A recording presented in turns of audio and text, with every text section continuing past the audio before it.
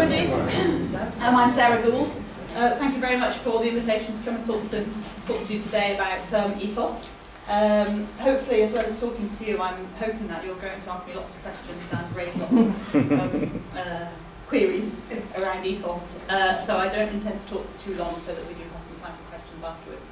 I arrived today, and obviously I wasn't here for your business meetings this morning, but I did arrive in time to hear Marie-Therese mention the words ugly website, and I saw on one of her slides frenemies, and I thought for a minute that she might be talking about EThOS.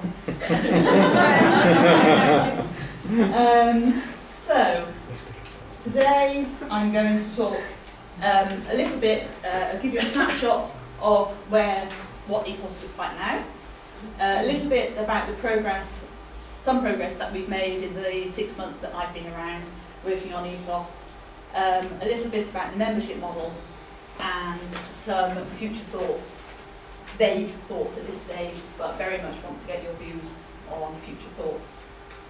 First, the celebration. EThOS last week was 3 years old. 3 years ago, 20th of January, it was launched, and sadly, Mr. Obama was not available last week for birthday celebration, nor was he available 3 years ago on the 20th of January, because EThOS shares its inauguration date with the President of the USA. Throw that into good measure. Another slide just to start us off. This slide, some of you might recognise it actually. In March last year, Andy Appleyard, who's Head of Operations and Document Supply at the Library, British Library, gave a presentation to the Repository Support Project meeting at the end of March. And looking back, talking to him, looking back at his slides for that presentation, I was struck about how focused his presentation was on digitization, on the quality of scanning, the comparison between the old microfilm service and the new EThOS. And looking at that, I think we've actually come a long way, at least in thinking about the future of EThOS, even if it doesn't appear that there's been much technical activity so far. I hope you agree. So I thought we would start by having a look at a couple of theses themselves. This one is sort of an old record. I assume that everybody is familiar with EThOS. If you're not, just shout, but I assume you are. Recognise it as a record.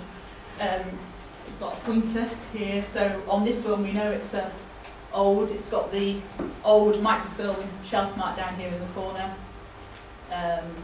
from where the record came from originally. We don't have an abstract at the bottom. We don't have any linking to any external repository, and we do have information very strongly in the middle in red about how to order digitization of that thesis.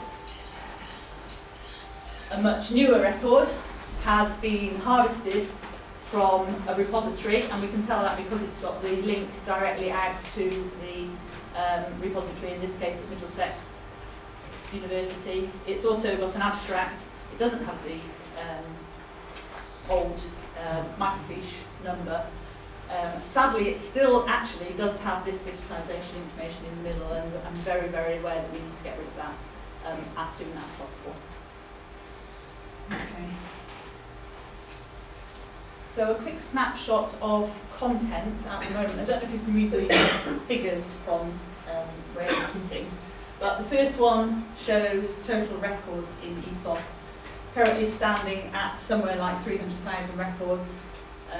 This actually runs, this graph runs from August of last year, so just over the last 6 months. So content is still growing. Obviously back here in the first couple of years, content grew massively, but there is still a steady growth in content. Theses themselves, full text theses is somewhere like 55,500 full text theses at the moment. Again, that is growing, and that's theses that have been harvested in from your repositories, and also digitised theses that are being digitised and added, uploaded to EThOS by the library. And this chart here, this one runs from January at the beginning of the project right through, and it shows the number of records in EThOS with links out to your repositories. So it started off at 0, and you can see that it's growing rapidly. I think there's something like 14,000 records at the moment that have links outwards. So it's still a really small proportion of all the records, but I imagine that that will grow and grow from this point onwards. Snapshot of use. Downloads is, I don't know what happened to December. I guess students went away and had a Christmas break. I don't know if that's typical across all university activity. But the blue line at the top shows the number of downloads. Although I know Tracy had a comment about the stats that I sent out recently about downloads, so we might want to ask a question about that later.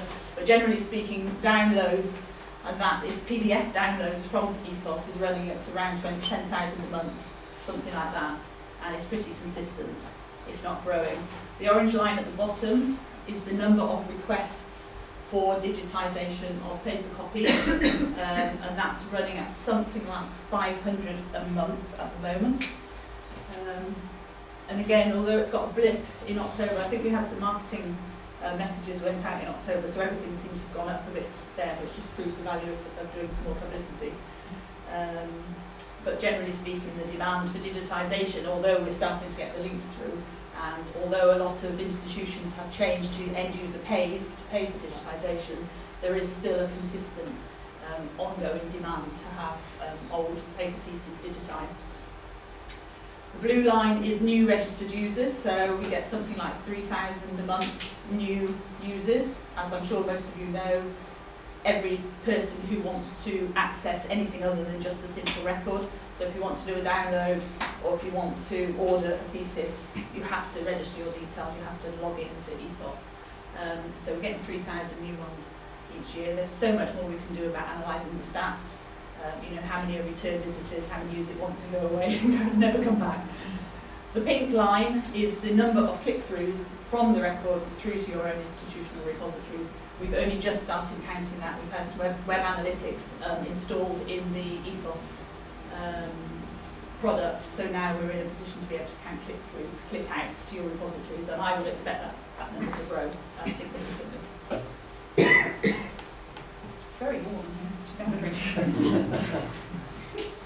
So I started in my job in end of June, July last year, specifically to roll out the new membership business model for EThOS, and I'll say more about that in a while. I've worked at the British Library a long time, but I hadn't had anything to do with EThOS before I came into the job, and I haven't used it really at all, and I haven't worked in document supply for many a year, so it was all very new to me. So I thought you might be interested in my first impressions, which probably is pretty similar to your impressions of EThOS. I think it's a fantastic resource. It brings together new e-born theses from across the UK, records and full text. It also has this facility to digitise on demand, as long as somebody pays for digitisation. And the fact that it brings old stuff and new stuff all together in one location is fantastic. I was going to say open access, as I think it was Tracy said, it's not true open access because you have to register before you can access the content. But having all that content available to anybody around the world free of charge is fantastic, I would argue.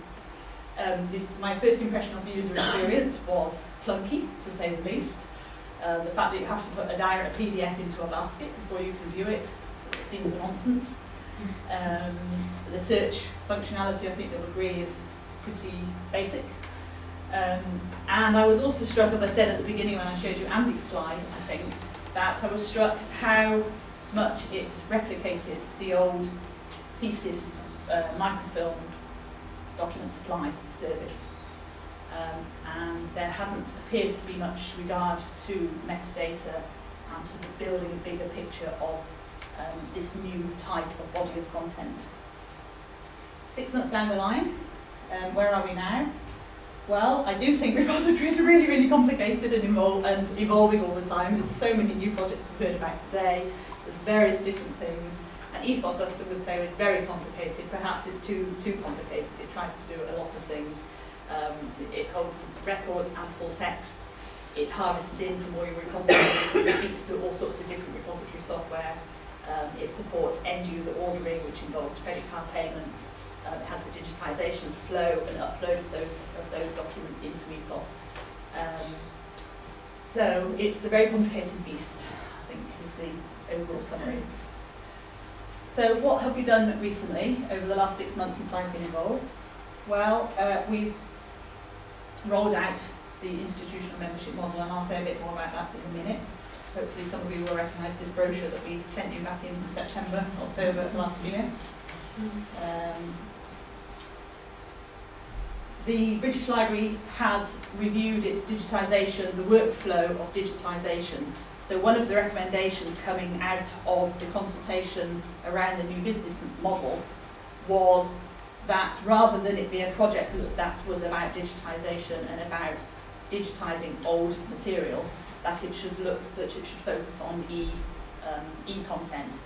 So we've spent quite a bit of time looking at that and looking at ways in which we can ensure that the digitisation flow is only one strand of EThOS. So it is a strand still, but the library looked at the digitisation workflows and sorted out which bits belong to British Library digitisation as a charge service, if you like, a cost recovery service in terms of EThOS, and which bits formed part of the EThOS workflow. And having done that, we were able then to implement the new charging for digitisation.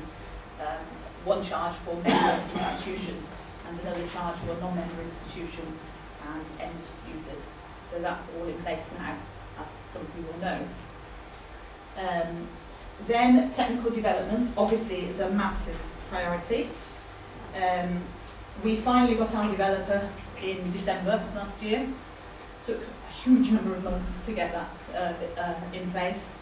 Working in the public sector, everything seems to take forever and a day, especially when you've got a recruitment freeze. We were able to appoint that developer. The library did the appointment on the basis that we would bring in enough funds under the membership model in order to be able to cover the cost of having that developer in place. So that was my job, to make sure that we got enough money to allow EThOS to be developed. And that developer is in a 2-year role. So that's one balancing act. The library had the commitment to EThOS in order to be able to appoint the developer when we have a recruitment freeze. But obviously it depends on the institutions contributing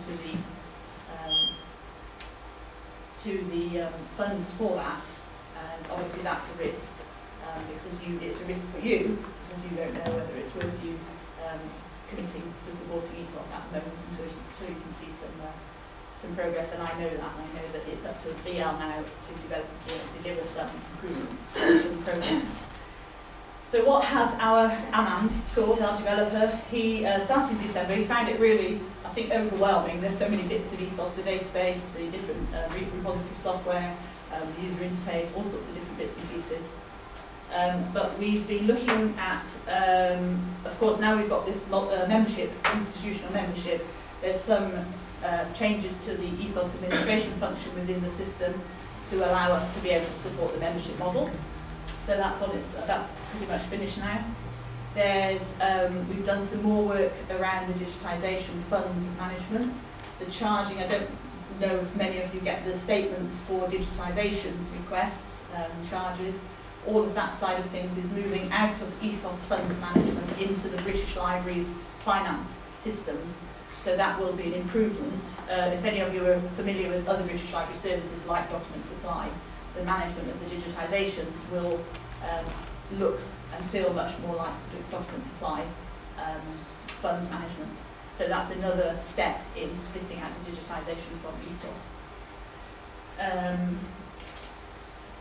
We have recently, and I'll say a bit more about this in a minute with metadata, we've recently copied 40,000 of the most recent records out of EThOS into Primo, our British Library cataloguing system, and those records are being enhanced and updated as we speak, and very soon we'll be able to transfer those back into EThOS, and they'll be hugely enhanced, which will be a great benefit And the other thing that we've been doing is focusing on the harvesting and stepping up the number of harvested institutions and records coming in. One thing that the developer is going to get on with very soon is what we've already mentioned, I already mentioned earlier, where this one you have got the link out to the repository, and you've also still got the option to request a digital copy, and that needs to change. There are other records where we have a link out to the repository and also a PDF, and we need to work out what we do in those situations, whether we take the PDF down when we have a link or whether we leave them both open. What we certainly need to do is to make the link to your repository much more prominent, so that instantly researchers can see that it's instantly available there. So,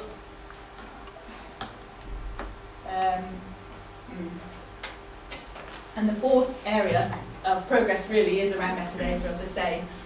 When I first started in the role, as I say, it was very focused on document supply and supplying items, and the metadata teams at the library haven't been involved in the development of EThOS at all, as far as I can see. So since I came, they now are fully involved with EThOS. They're absolute experts. They're the people who manage the MARC data and the British Library Catalogue data all the time, so they know what they're doing. And they're working pretty hard on helping us develop EThOS. So I mentioned the 40,000 records that have been transferred out. The metadata team is doing some batch improvements there, deduplication, standardising the author fields, adding some abstracts, etc. Passing those on to cataloguers, the cataloguing teams, who are adding all of the missing abstracts, doing corrections, and a lot of the professional cataloguing work, as well as adding Dewey decimal classification and other key terms, and all of those records will come back into EThOS. The cataloguing work is focusing on the title paged records. So title pages come into us, EThOS creates a very, very basic record. And the cataloguing teams are working through a backlog of title pages and enhancing those records, as I mentioned. That work is being prioritised for paid-up institutional members at this point because there's a massive backlog. It's very resource intensive, so we've made the decision to prioritise for member institutions first. And the other thing that the metadata teams, hopefully in the future, will be able to help us with is understanding the need to record embargo information, and the best way of doing that, sponsor body information, and obviously they're involved in all sorts of other metadata projects like the NAMES project. And they know about things like the HUSID identifier, which research councils have asked us to look at, things like that. So the new membership model, as I say, I started in July of last year. Without going over the history of EThOS, it started in 2009, very much based on digitisation and access to digital copies of old paper theses. Extensive amounts of funding were available to build a critical mass of digitised content, and many, many institutions committed funds, annual funds, to EThOS to allow digitisation to be done based on the demand from end users. There were no limits put on who could request what, or the numbers that they could request. So I'm sure many of you know that it was a victim of its own success in many ways. Demand for digitisation went sky high, thousands and thousands. The budgets that had been committed by universities that were supposed to last a year lasted 6 weeks, was used up just like that. Some users were ordering 50, 60 theses. I think in the worst case somebody ordered 300 theses. And I think it was suspected that it was a library in another country that was downloading or ordering all of the ones that matched their subject interests, probably to put on their shelves. So fantastic project, and fantastic project because the work that's gone into EThOS from nothing to me is amazing. I mean, the toolkit is fantastic. There's such a lot of technical development, but obviously the digitisation workflows didn't work. The British Library bought a new scanner. It brought in agency staff.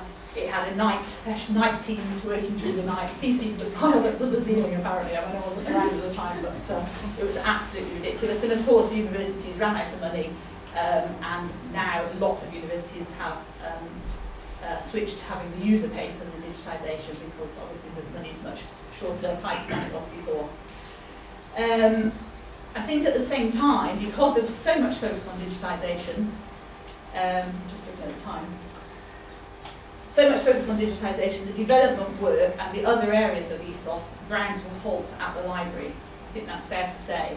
And I think for probably 6 months, a year before I came into the role, little development or developing, pushing forward the other strands of the project had not taken place, partly because of the backlog of all the digitisation, and partly because there was talk of a new model coming out, and that went on a long time.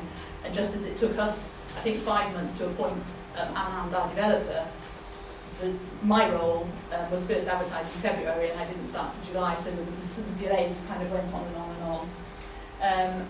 All through 2010, there was a lot of discussion, a lot of consultation. There was a survey about what the best way forward would be for digitisation. In June 2010, there was a high-level future models workshop involving GISC, Research Libraries UK, SCONL, the BL, and out of that came the proposal that there should be, that EThOS should move to a shared service between higher education and the BL. So the BL would still deliver the service, but it would be governed and driven and directed by higher education. And that direction would be given through a governing board with representation from all of those people, those bodies listed there, including UKCoRR and Dominic. Is Dominic? Oh, he's in the room. He's at the back. Yeah. Dominic Tate is the UKCoRR representative on that board. The board's, I think the first meeting was in January last year, and it's meeting every quarter or so from then on. And the other main change was that in order to be able to develop EThOS and move it onto sustainable footing, that an annual institutional membership contribution would be requested from all institutions which wanted to continue being part of EThOS. And as you know, that's GISC banded, ranging from £400 for the lowest GISC bands up to £2,000 for the GISC band A's. I have to say that this year the contribution has been phenomenal. We've had about 80% sign up from universities. There's 1 or 2 still waiting, still needing longer to make the decision, and a small number have stated that they won't sign for this year. I think I'm aware that several institutions have said, well, we'll pay this year and see if we can see any progress, which I think is absolutely fair enough. And I think it's up to the BL to make sure that we do deliver some progress over this year.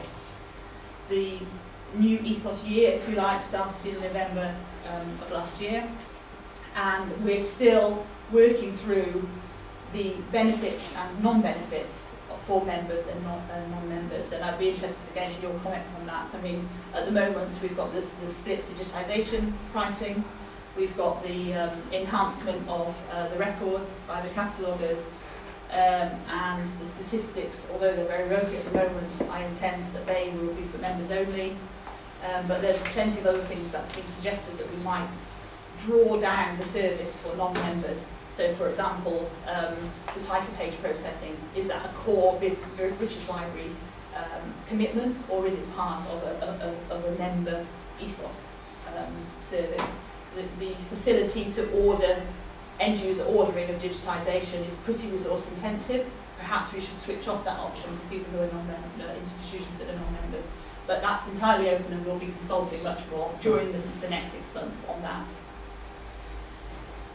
So, just a couple of minutes about future thinking. This is so general.